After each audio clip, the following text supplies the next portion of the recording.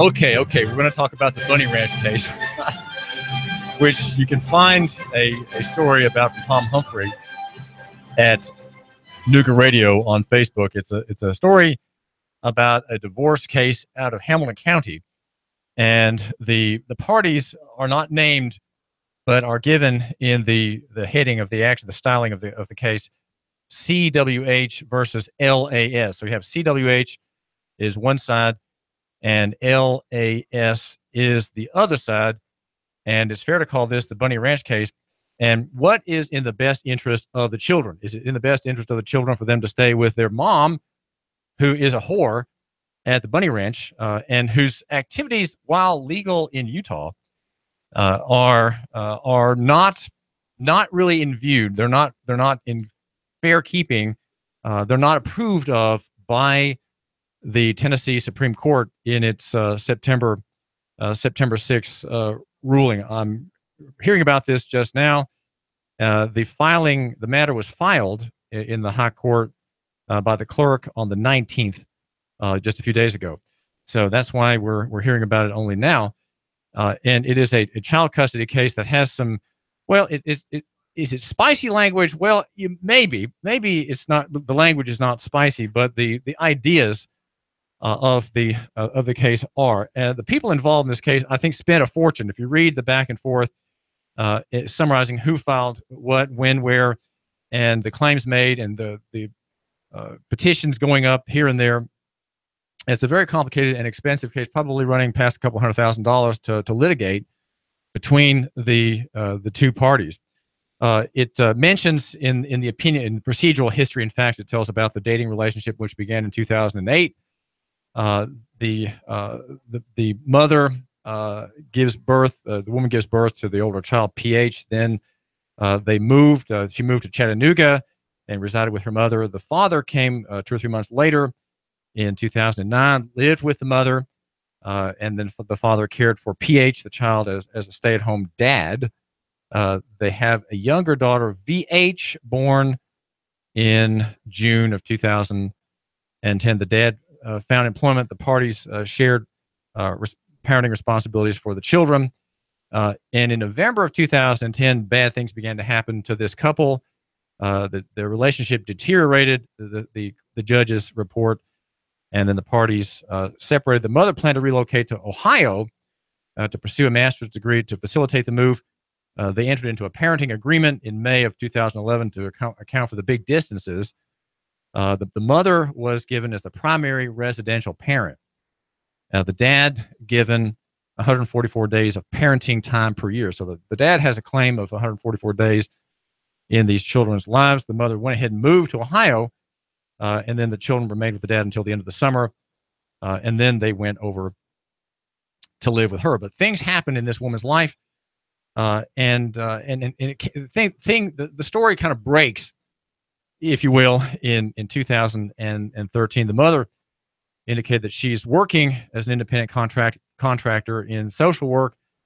She was seeking employment in different states, and that Nevada was one such state. The father had previously noted, the judges say, that in January 2013, when the children arrived in Tennessee for a visit, the children's luggage bore labels from Charlotte and Phoenix, and he had been unaware that they had gone to the western part of the country. There's a modified plan for care, and Judge Filial gives an order incorporating a new parenting plan in March of 2013. But then the sister of the mom contacts the dad and says that her sister lives in Nevada and that she's an employee. She's an employee of a whorehouse and as employed as a prostitute. The judges say the father had believed that mother resided in Ohio and worked as an independent contractor. Father researched the internet. Okay, went online and confirmed these assertions when he found sexually explicit photographs and videos of mom advertising her services as a prostitute employed by the Moonlight Bunny Ranch in Nevada. He filed a motion for an emergency temporary custody order and a temporary restraining order on I'm missing a page here, but anyway, so he's taking action. The judges Judge Filial at one point writes, while both father and mother have at times acted irresponsibly and seemed to lack sound parenting judgment, the court finds that there was a material change in the circumstances of the children because of the mother's deceit, mother's occupation as a prostitute, Judge Filial says, and mother's hostility toward father and wife. So there's litigation, and the judges, in a very long paragraph, I'm holding it up here from my viewer on Facebook. Just look at that long paragraph. Long paragraph. We're live on Facebook, by the way, at Nooga Radio, and on YouTube at Hot News Talk Radio. We are Hot News Talk Radio, the all new Nooga Radio multimedia platform. And I'm David Tulis, the blogger with the biggest pen, overseeing, stewarding, and taking good care of our morning news and analysis show, our Nooga-centric, love your neighbor, buy local economy show. Now here, again, just look at this long paragraph. Now, I went through this. I read the opinion, right? And wanted to mark in yellow some of the sentences that are, let's say, prurient, okay? With prurient interest, you hear this description about this case. And so the citations are from the Tennessee Code annotated Title 36. And here are things that have changed, the material change in the mother, from social work to prostitution, from extracting ideas and consent from people to extracting things from men. The father lived near the children's extended family, had been the primary caregiver for some time, and had exercised the majority of parenting time, and that the mother had relocated the children to Nevada, where they have no family. Okay, so there's a citation from the law. That father had identified a possible speech delay in one child upon her return from Nevada and promptly sought intervention. There's a citation there. And then we have this, that the mother had engaged in an occupation which, albeit legal in Nevada, constituted an immoral act from which the children should be sheltered. That's, again, a citation from Title 36. Again, meeting the requirements, right, for a change of circumstances, a material change in circumstances. That the father had already been providing the children's educational needs, and point 8, that mother had offered no proof concerning the character of the people who would be visiting her home, or that those visitors, again, were out in Nevada, would not be engaged in acts contrary to the best interests of the children, and that mother offered no proofs regarding alternate child care arrangements should she be away from home at night. So in other words, if she's working at night, right, dealing with the truckers on the highways of Nevada in a lawful business, right, prostitution. The juvenile court found that factors 1, 2, 4, 5, 7, 9, 10, and 14 all weighed in favor, Judge Filial noted, of designating the father as a primary resident. So this case argued all the way up to the Supreme Court, and the clerk of the court filing on the 19th, just a few days ago, the opinion. This is David Tulis, and we are glad that you're giving us a few minutes every time. We're the all-new Nooga Radio, and we are on YouTube and on Facebook. And I do thank you for giving me just a minute of your time. And, yeah, of course you can. Of course you absolutely. Feel free. You can call me anytime. And you can interrupt me. That's fine. If you interrupt me, that's quite all right. Like I say, I always overbake. And I have too much to get to in my course of reporting. Andy Hope is a state representative, and you just have to love Andy Hope. And we are on. I'm being pointed out here. We're Nooga Radio on YouTube and on Facebook. That's Nooga Radio. We're always live on Facebook, so just keep Facebook open if you're prone to be to exercise your Facebook addiction.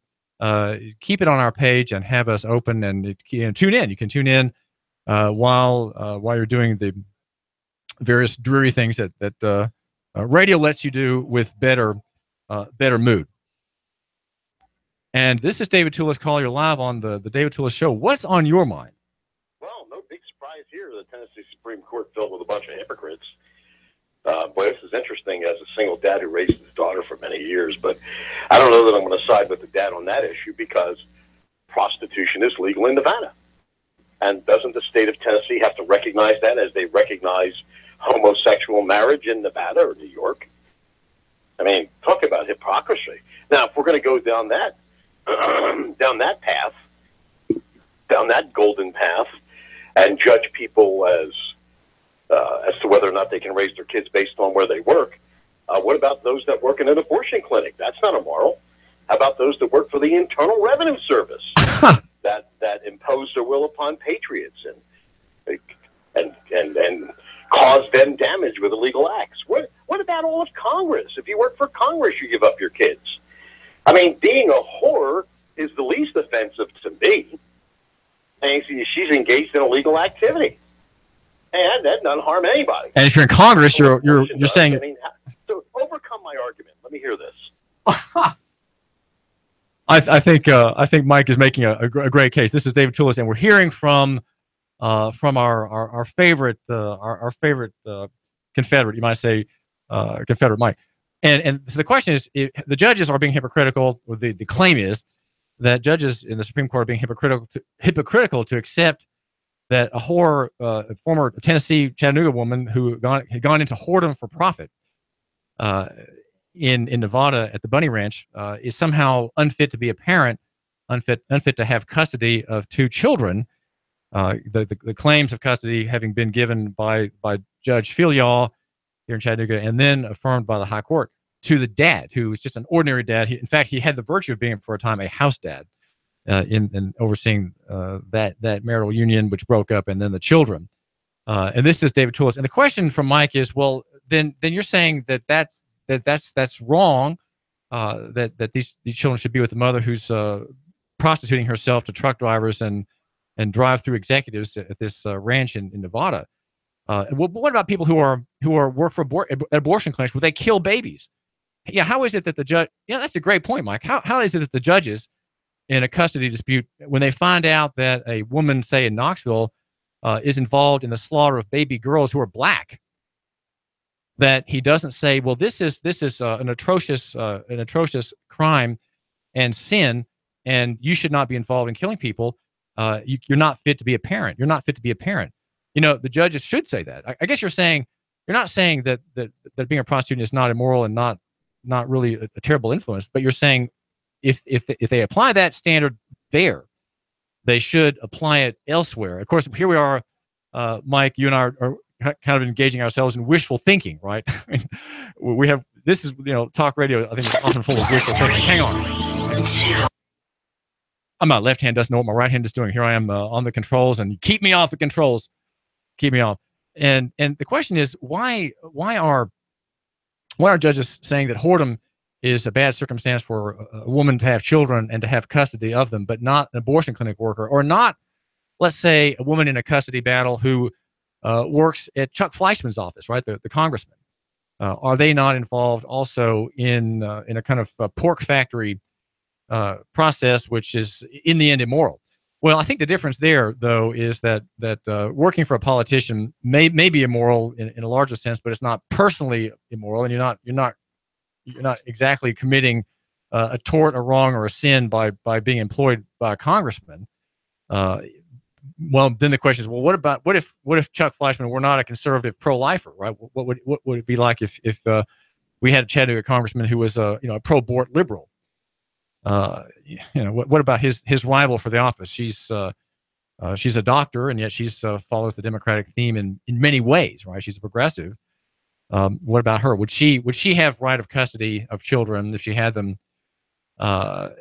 if in a divorce case, because she's a congresswoman who votes for abortion and votes to increase the federal debt, and the continuing harassment of American military people, of innocent Syrians and Yemenis and others around the world?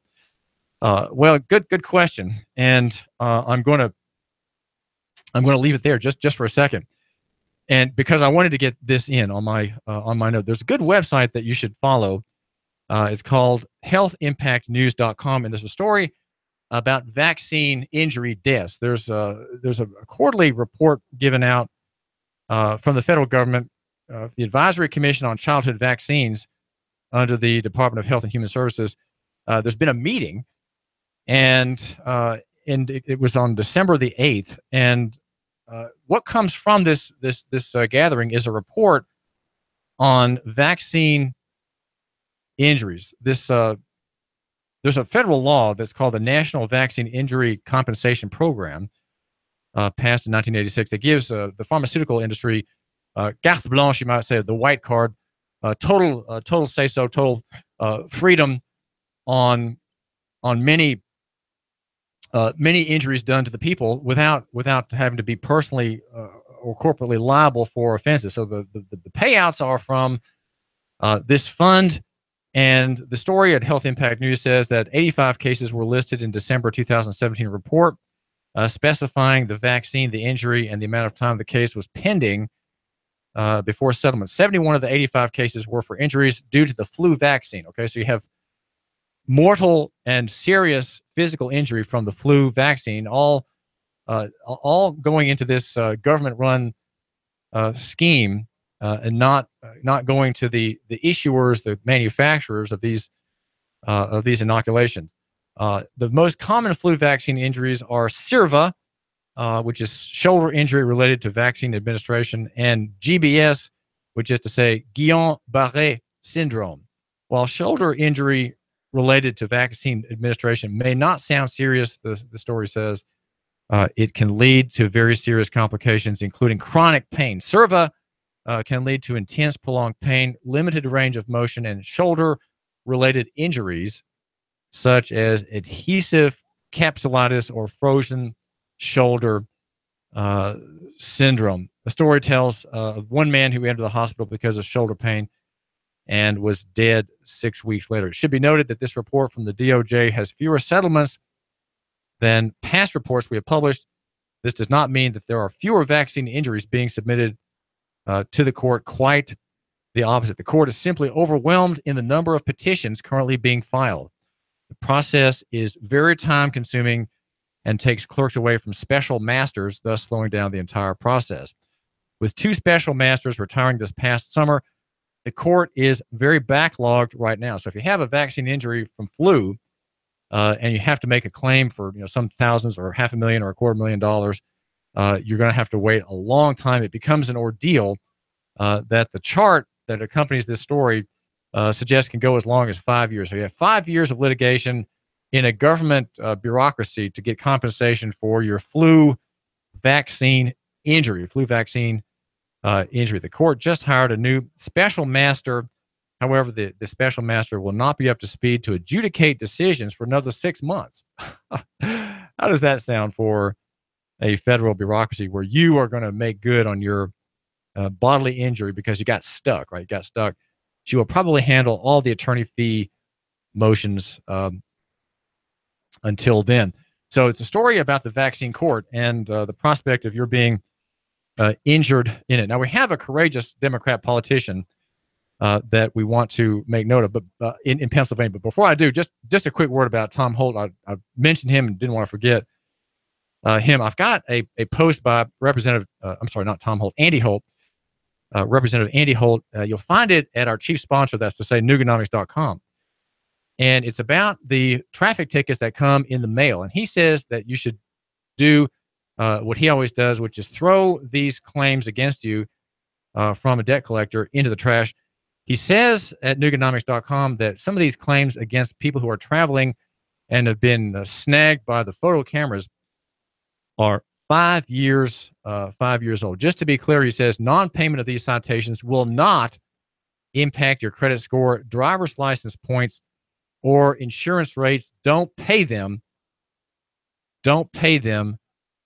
He says, I would like to take the liberty of shaming the greedy municipalities that utilize this underhanded, lazy, pathetic, this is Andy Holt here talking, and ridiculous form of highway robbery. If you are a complicit mayor or city councilman who has opted not to end the use of these devices or a sympathizer of either the 2 aforementioned categories, then you should be absolutely ashamed of yourself, Andy Holt says. You are actively advocating the use of process that flies in the face of the U.S. justice system and the U.S. Constitution.